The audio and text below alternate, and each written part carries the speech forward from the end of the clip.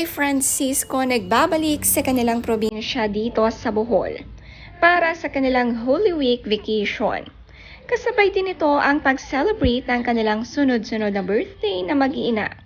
Sabi nga ni Melay, residing here in Bohol for good dahil we love Bohol.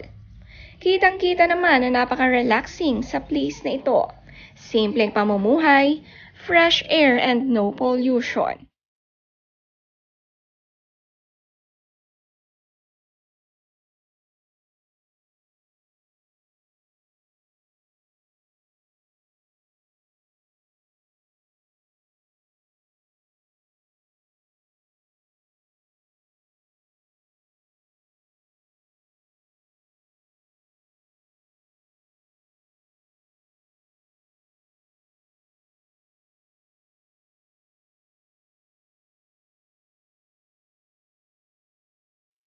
Dito na nga nagpakain si Melay para sa kanyang 35th birthday. Sila'y nagsalo-salo ng boodle fight, simpleng kasiyahan.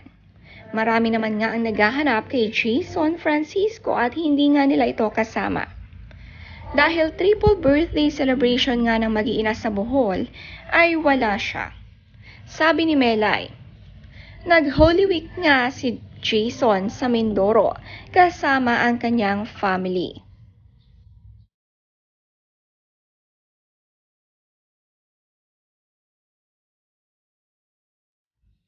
Ang pagluluto nga gamit ang kahoy, simpleng kainan with kamag-anak and beshies sa probinsya. Sila nga raw ang nakatoka sa pagluluto ng breakfast sa lahat. Ganitong bonding tuwing Holy Week ay napakasaya.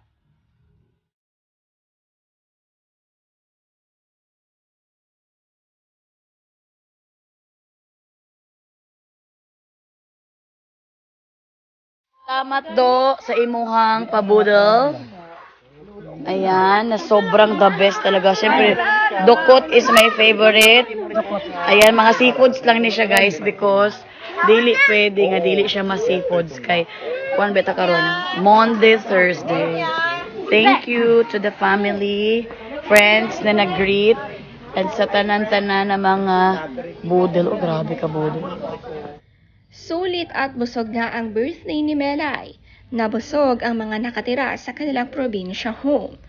Ubos ang nakalagay sa boodle fight at puro marites at chikahan ang kanilang usapan.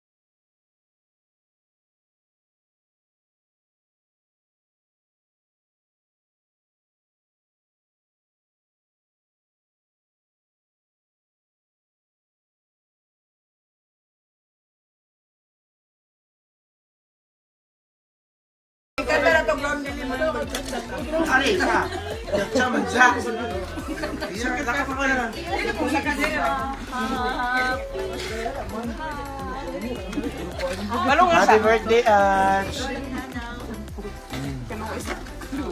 Happy birthday, Ma'am. Bulak lang sa gitsa utot-utot. Ay, bawa po yan nga bulak ko eh. Uy, guwapa nga bulak. Pari, gwapo na bulak. Mamulat na yan, kawayan. Bawa nga bulak. Katunok ba, ani? Happy birthday, Inday! Salamat, ante. Happy birthday sa'yo ang pulutan. Sabi ni Melay, "Salamat Lord. Salamat Ginoo. All credits to you Lord God sa life na binigay mo sa akin. Salamat sa lahat ng nag-greet na di ko pa nare-replyan kasi hindi ko kayo maisa-isa. Pero nabasa ko lahat at sobra kong na-appreciate mga greetings and love nyo sa akin. Sa family and friends ko, salamat, I love you all. You all make my birthday special."